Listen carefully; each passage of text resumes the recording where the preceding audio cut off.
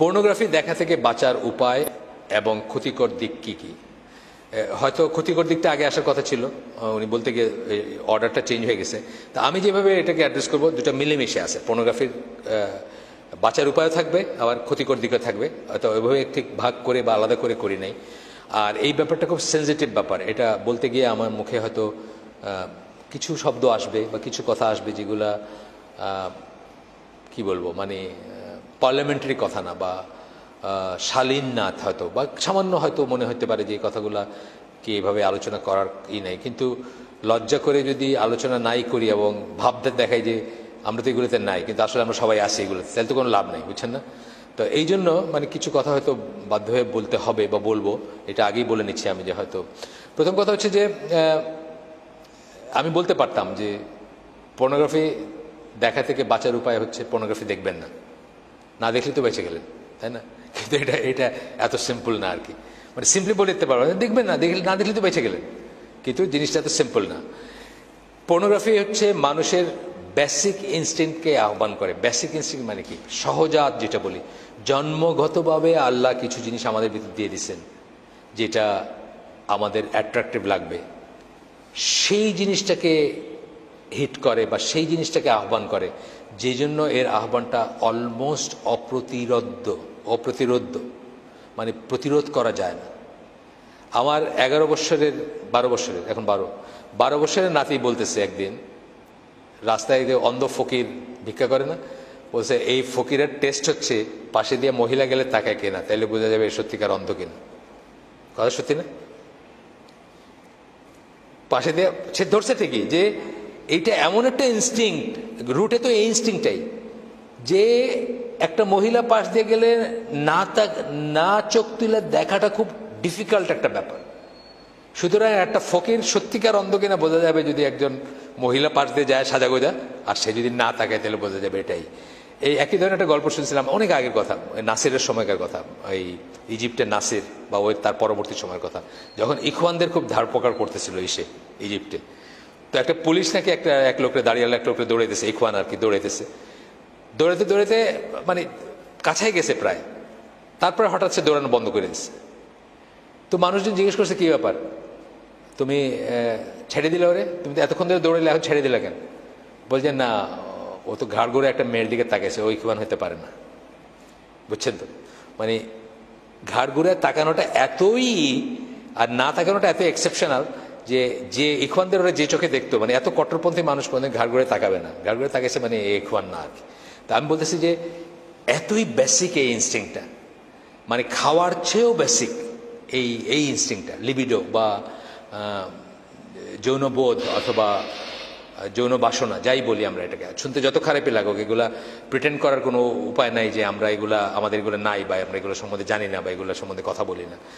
অথচ এই যৌনতাই হচ্ছে আল্লাহ সবচেয়ে বড় নিয়ামতের একটা। ইসলাম হচ্ছে একমাত্র মেজর রিলিজিয়ান বলতে কি, মেজর রিলিজিয়ান আমরা কোনগুলোকে বলি? মেইনলি বলি জুডাইজম, খ্রিস্টিয়ানিটি এবং ইসলাম, এই তিনটাকেই বলি মনোথিস্টিক রিলিজিয়ান বা মেজর ওয়ার্ল্ড রিলিজিয়ান বলি।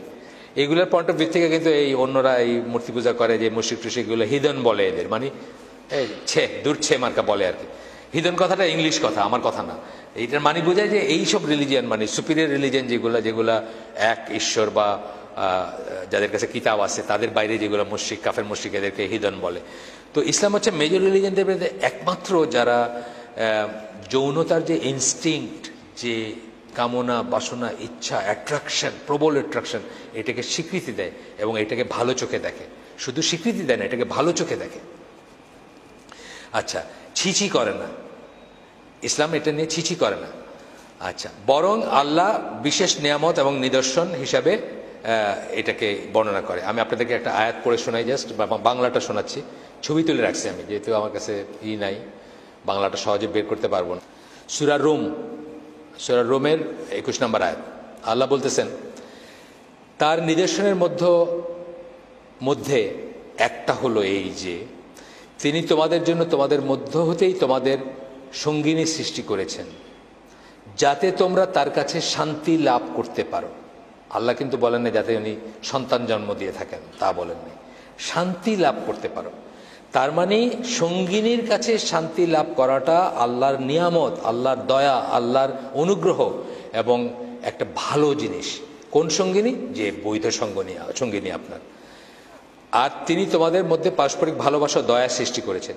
আপনি আপনার সঙ্গিনীকে ভালোবাসেন, মিনিং ইয়োর ওয়াইফ। সঙ্গিনী বলতে ইসলামে আর কোনো মিনিং নেই, মিনিং ইয়োর ওয়াইফ, স্পাউস। এবং দয়া সৃষ্টি করেছেন, আপনার ভিতরে দয়া দিয়ে দিচ্ছেন। আপনি চিনেন না, ওই ধরেন জকিগঞ্জ, আপনার বাড়ি এইদিকে মৌলভীবাজার, বিয়ে করছেন, কোনোদিন দেখেন নাই, কোনো আত্মীয় না, কোনো পরিচয় নেই, তারপরে দেখবেন যে কত একটা মায়া হয় না। তার মৃত্যুসজ্জা আপনি তার পাশে বসে আছেন, তার মাথায় পট্টি মারতেছেন, বুঝছেন না? কোত্থেকে আসে? এটা আল্লাহর নিয়ামত। এই পশ্চিমাদের মতো আমরা জানাশোনার মাধ্যমে ভাল লাগারতে বিশ্বাস করি না। ওরা হলে জানাশোনার মাধ্যমে ভাল লাগা, বুঝছেন না? একসাথে খাইবা, একসাথে উঠবা, ডেটিং করবা, বাইরে যাইবা, তারপরে ভাল লাগা, তা না। আমাদের ভাল লাগাটা আল্লাহ দিয়ে দেন, এটা বিয়ের মাধ্যমে আসে, বাইশের মাধ্যমে।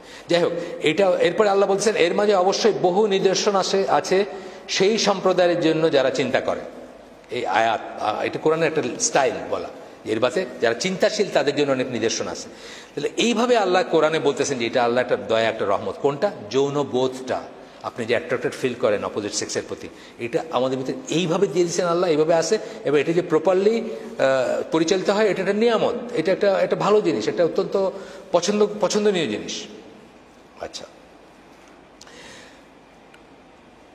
রাসূল সাল্লাল্লাহু আলাইহি ওয়াসাল্লাম বলছেন কি? বৈধ যৌন সংসর্গকে সওয়াবের কাজ বলছেন। অবৈধটা যদি গুনার হয় তাহলে বৈধটা সওয়াবের। আপনারা জানেন হাদিসটা? জানেন না? হাদিসটা জানেন? আচ্ছা, অথচ এই কাজটাই অবৈধভাবে ঘটলে কঠিনতম শাস্তির ব্যবস্থা রয়েছে। কঠিনতম মানে ইসলামে এই শাস্তিটা কি শাস্তি?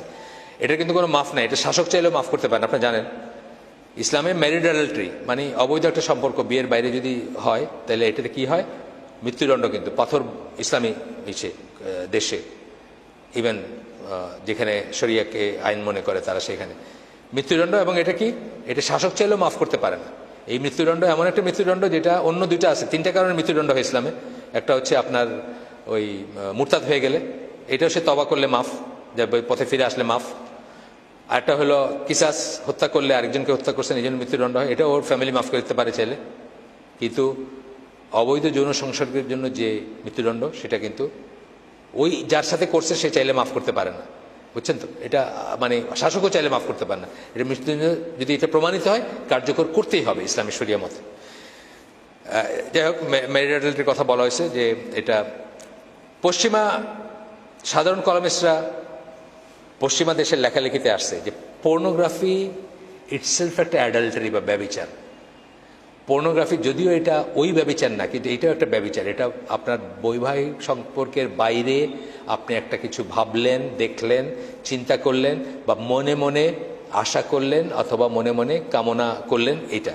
এই জন্য পশ্চিমা সেকুলাররা বলছে, পশ্চিমা পাদ্রীরা বলে নাই, সেকুলাররাই প্রশ্ন করছে আমার কাছে। আমি খুঁজলে হয়তো আর্টিকেলটা পাবো, কোনো একটা এই যে আমার কাছে ইন্ডিপেন্ডেন্টের আসে, ওইখানে বোধহয় এখানে প্রশ্ন করছে যে পর্নোগ্রাফি হচ্ছে আসলে, আপনি কি চেঞ্জ করবেন ব্যাটারি?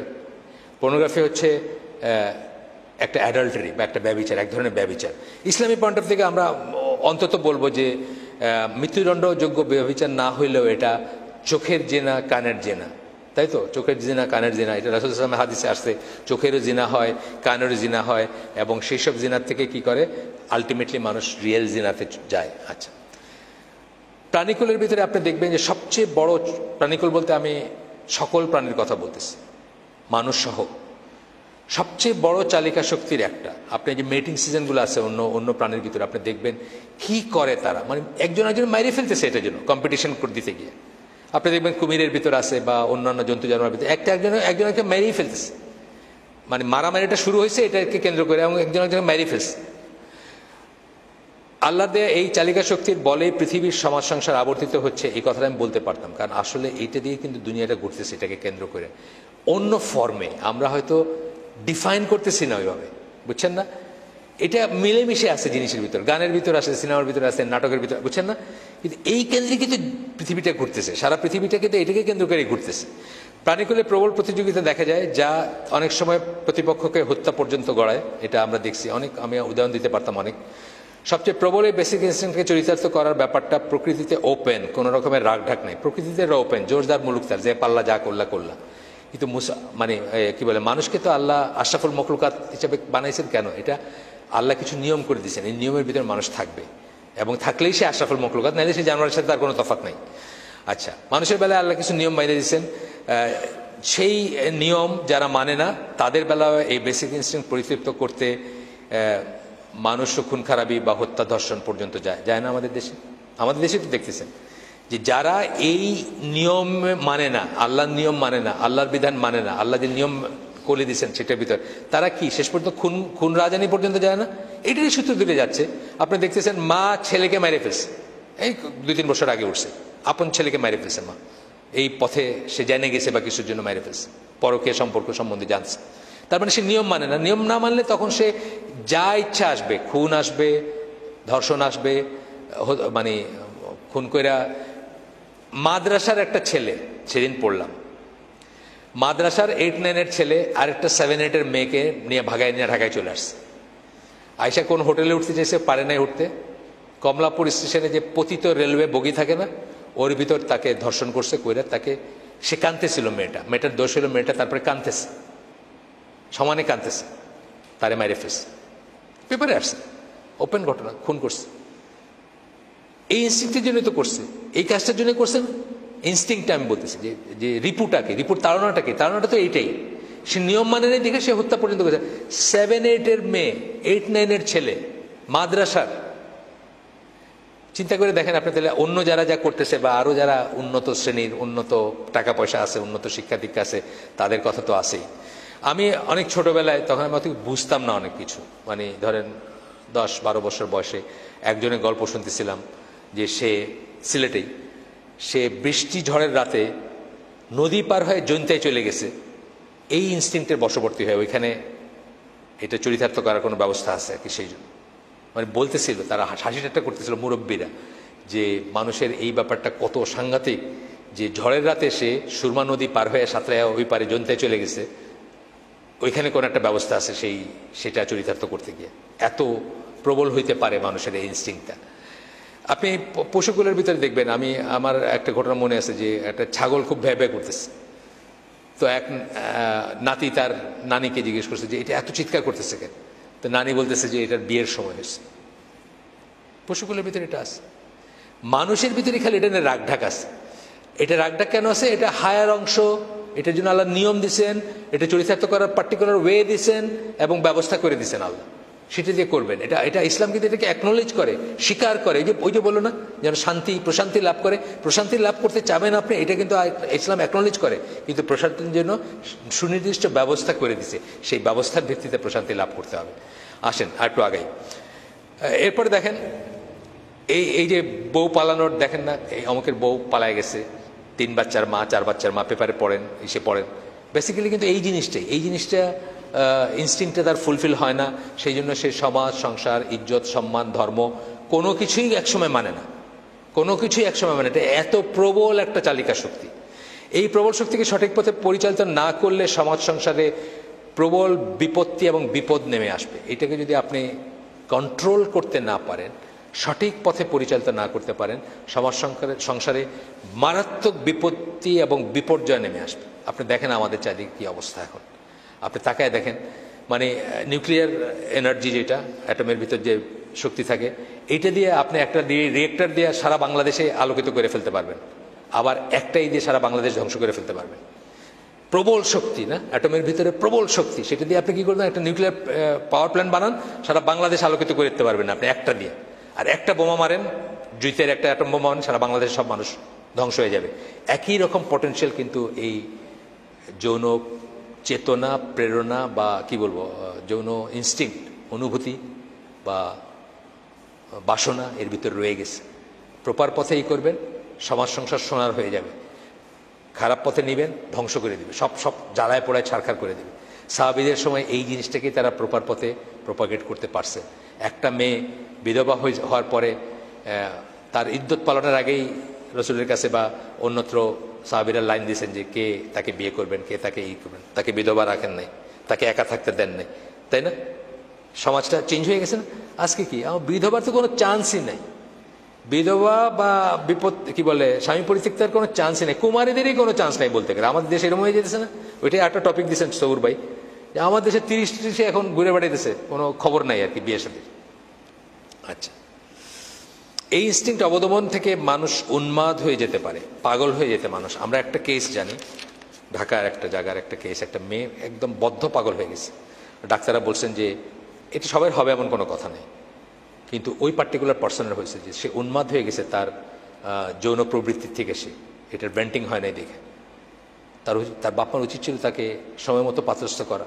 এটা এক একজনের এক এক রকম হতে পারে, ভ্যারিয়েবল হতে পারে। ইবনে তাইমিয়া ইমাম নওয়াবী বিয়ে করেন নাই, তারা এক্সেপশনাল ছিলেন, তাদের ব্যাপারটা এক্সেপশনাল। কিন্তু আমরা ওইটাকে স্ট্যান্ডার্ড ধরে এখন মানে আগে ফোড়ক, আগে নিজের ফাত খাড়া হোক, তে ইঞ্জিনিয়ার হোক, তে ডাক্তার হোক, তে সিলেটে তো ছেলেদের বিয়ের বয়স বোধহয় 40 আমার ধারণা। মানে আমি সিলেটি সমাজে 35 থেকে 40 অ্যাভারেজ।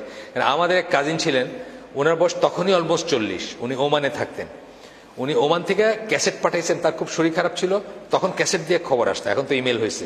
এটা আমি বলতেছি আরো 20 বছর আগের কথা। ধরেন একটা ক্যাসেট পাঠাই, তো ক্যাসেটটা মায়ে বা বাপে বাজায় শুনলো, তো বলতেছে যে আমার কি শরীর খারাপ হয়েছে, এটা তো ক্যাসেটে বলছি আর কি, এটা শুনে নিতে বলছে। তো ডাক্তার বলছে বিয়া না করলে এটা সারবে না, বুঝছেন তো, কিছু একটা হয়েছে ওনার, যাই হয়েছে, ওমানের ডাক্তার বলছে। এখন ওনার তখন 13 বছর বয়স্ক একটা বোন আছে। ওনার বাবা মার এই হচ্ছে ওই 13 বছর বয়স্কা যে তার বিয়ের পরে ওনার বিয়ে দিবেন, উনি তখন অলরেডি 40। সিলেটে কিন্তু এটা খুব কমন, আপনারা জানেন না, রিয়েলাইজ করেন কিনা, সিলেটে কিন্তু বয়সটা মানে ছেলের বিয়েটা এটা কোনো কনসিডারেশনই নেই, মেয়ের বিয়েটা হলো খুব ইম্পর্টেন্ট জিনিস। তো এটা হচ্ছে একটা বিরাট ব্যাপার। তো আপনি একজনের কথা আমি বললাম, একজনের কেস শুনছি, কেস হিস্ট্রি এটা, একজন মহিলা, উনি ওই যে কারণে আমার মাথায় ওই যে আপনার কাছে হাসি ঠাট্টা মনে হইলেও কিছু করার নেই, এটা হাসি ঠাট্টা ব্যাপার না।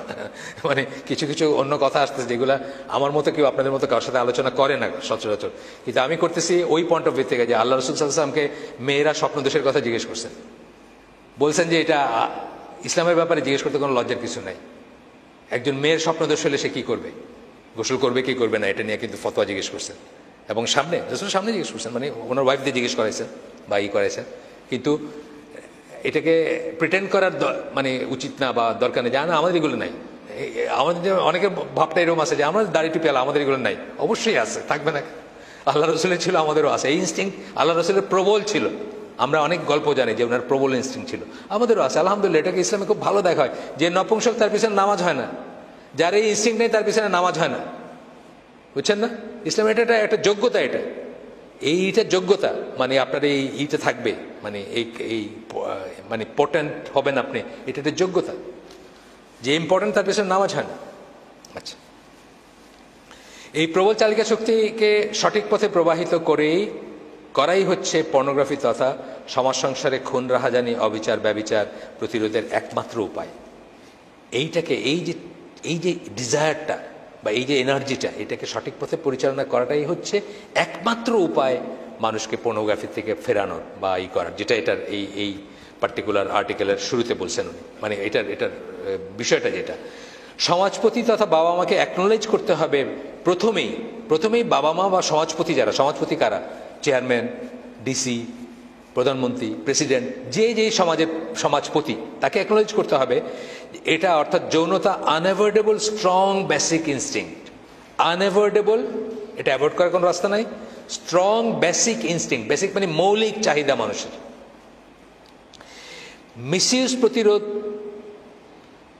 প্রতিরোধ শুরু হবে ঘর থেকে,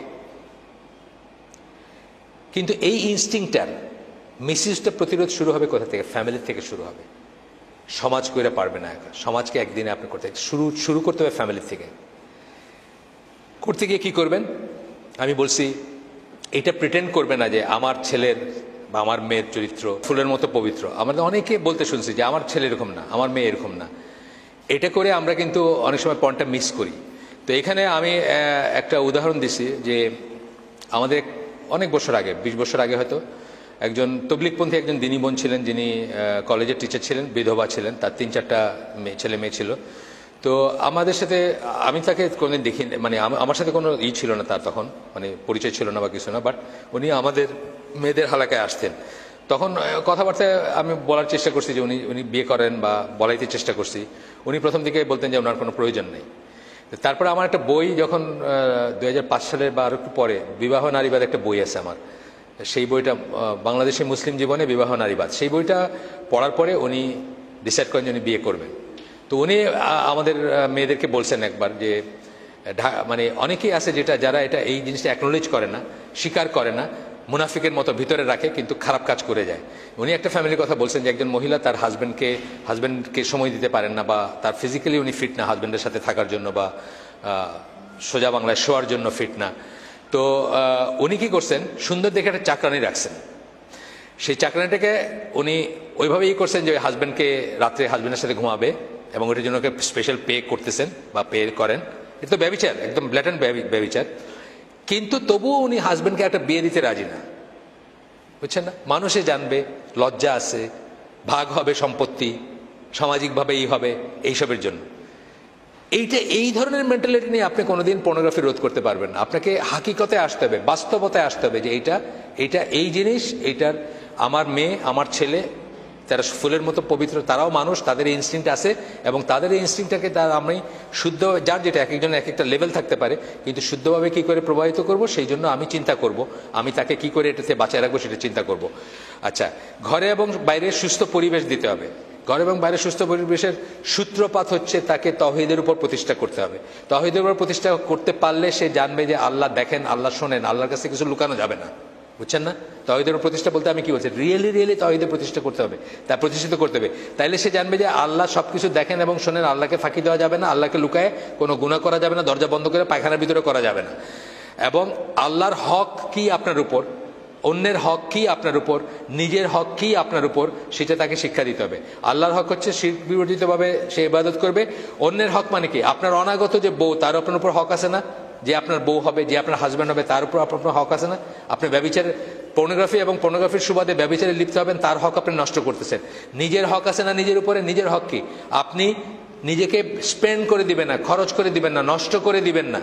আপনি জীবনে অসুখী হয়ে যাবেন, জীবনে আর কোনোদিন দাম্পত্য সম্পর্ক স্থাপন করতে পারবেন না, আপনি সেরকম কেউ হবে না।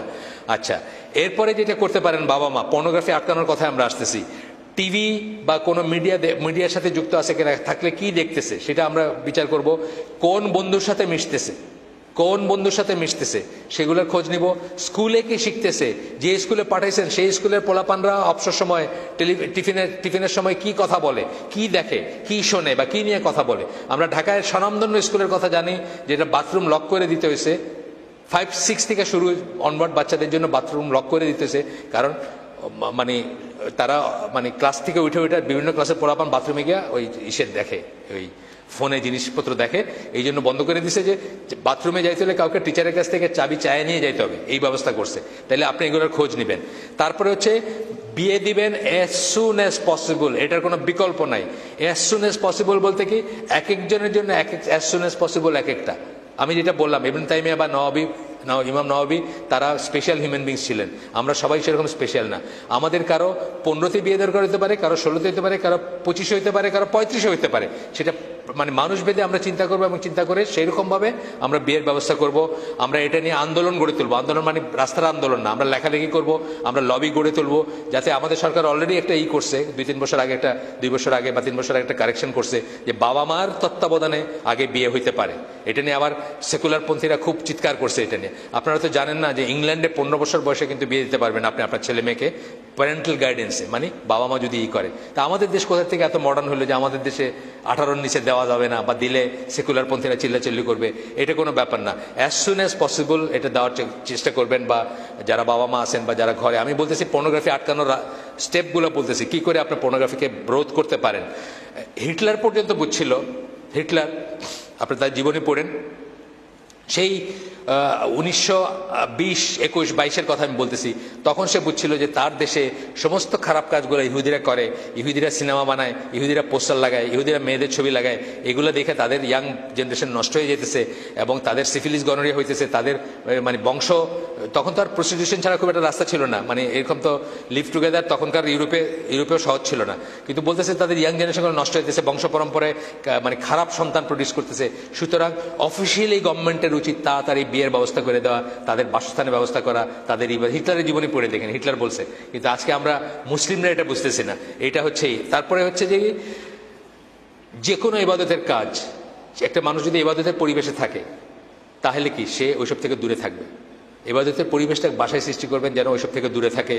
কোরআন, আমি একজন লেখকের কথা বলছি যে problems Muslims face in today's world, একটা বই আছে, ওই বইয়ে উনি সব সমস্যাগুলো বলছেন পশ্চিমা জীবনের, এইসব সমস্যাই আছে, পর্নোগ্রাফি সবই আছে ওইখানে।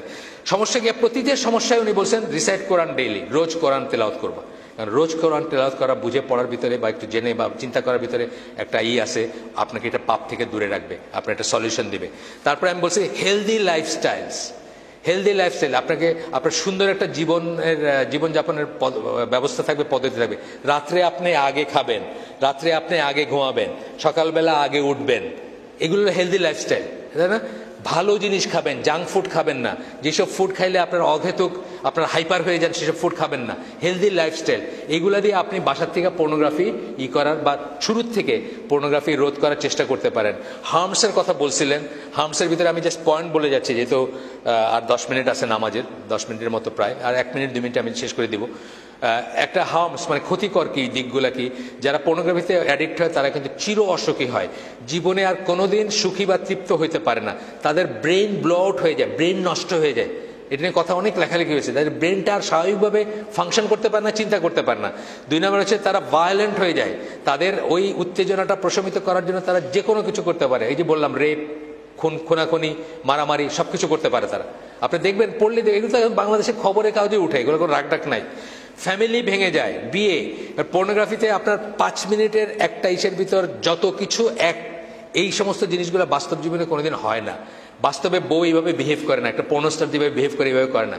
সো আপনি বিয়ের সাথে সাথেই আপনার মনে দূর, এটা কি করলাম, মানে বিয়েতে আপনি আপনার পর্নোগ্রাফি থেকে যে ইমাজিনেশন আসছে, জীবনে দেখলেন যে এটার সাথে কোনো ব্যাপার না। বাস্তবে একটা যদি আমাদের স্বাভাবিক মুসলিম বিয়ে হয়, যারা একে অপরের সাথে মেলামেশা করে নাই আগে, কেউ কাউকে চিনে না, অ্যারেঞ্জ ম্যারেঞ্জ ফ্যামিলির থ্রুতে বিয়ে হয়েছে, তাদের 1 মাস 2 মাস 6 মাস লাগতে পারে অ্যাডজাস্ট করতে। অথচ আপনি পর্নোগ্রাফিতে কি দেখতেছেন, 6 মিনিটের ভিতরে জীবনের সব স্বাদ নেওয়া শেষ, তাই না? তা আপনার কাছে তখন হাইসেন না, কথা সত্যি না? তা আপনার কাছে তখন মনে হচ্ছে দূর, এটা কি, এটাতে কোনো উত্তেজনাই নাই, কোনো কিক নাই, কোনো আবেগ নাই, কোনো নাই, কোনো প্লেজার নাই, কোনো এরকম মনে হবে আপনার বিয়েতে কোনোদিন। এরপরে পর্নোগ্রাফি থেকে আটটা যে হচ্ছে আমাদের সমাজের ভিতরে এখন ইনসেস্ট শুরু হয়েছে, কিন্তু ইনসেস্ট, বাবা মেয়ে, ছেলে ভাই বোন, এই ধরনের দেখবেন পেপারে আসে, ইসে আসে, অনেক ঘটনা আসে। এগুলার কিন্তু মানে রুট কারণ হচ্ছে ওইটা, কারণ আপনি পর্নোগ্রাফি দেখতেছেন, পাশের রুমে আপনার ইনসেস্ট কেউ আছে, ঘুমাইতেছে, আপনি ওইখানে দেখতেছেন এই ঘটনা, আপনি এটা করতে যাচ্ছেন, অ্যাক্ট করতে যাচ্ছেন, মানে অ্যাকচুয়ালাইজ করতে যাচ্ছেন, বাস্তবায়িত করতে যাচ্ছেন। এরকম আমরা অনেক গল্প দেখি, পেপারে আসে, এসে আসে। তারপরে যে মানুষটা সে আনপ্রোডাক্টিভ হয়ে যায়, সে আর ভালো কোনো কাজ করতে পারে না, রেসপন্সিবল কোনো কাজ করতে পারে না, সে একটা নির্জীব মানুষ হয়ে যায়, জীবনী শক্তিহীন মানুষ হয়ে যায়। Over long period of time বদমেজাজি একটা বাজে লোক হয়ে যায় এবং পারভার্ট হয়ে যায়। পারভার্ট মানে বিকৃতি। এই পর্নোগ্রাফির ব্যাপারটাই এমন যে আপনার কালকে যেটা দেখছেন আজকে আর সেটাতে ধরবে না, এটা একটা নেশার মতো ব্যাপার। মানে কালকে আপনি একটা সিগারেট খেয়ে হয়তো আজকে 2টা, তারপর 3টা, তারপর 10টা, তারপর 2 প্যাকেট, বুঝছেন না? মানে এটা বাড়তেই থাকবে উত্তর, এবং একসময় দেখবেন যে আপনার কিছুতেই কিছু হচ্ছে না। আমি শেষ করে দিই, যেহেতু নামাজের সময় চলে আসছে। সুবহানাকাল্লাহুম্মা ওয়া বিহামদিকা আশহাদু আল্লা ইলাহা ইল্লা আনতা আস্তাগফিরুকা ওয়া আতুবু ইলাইক।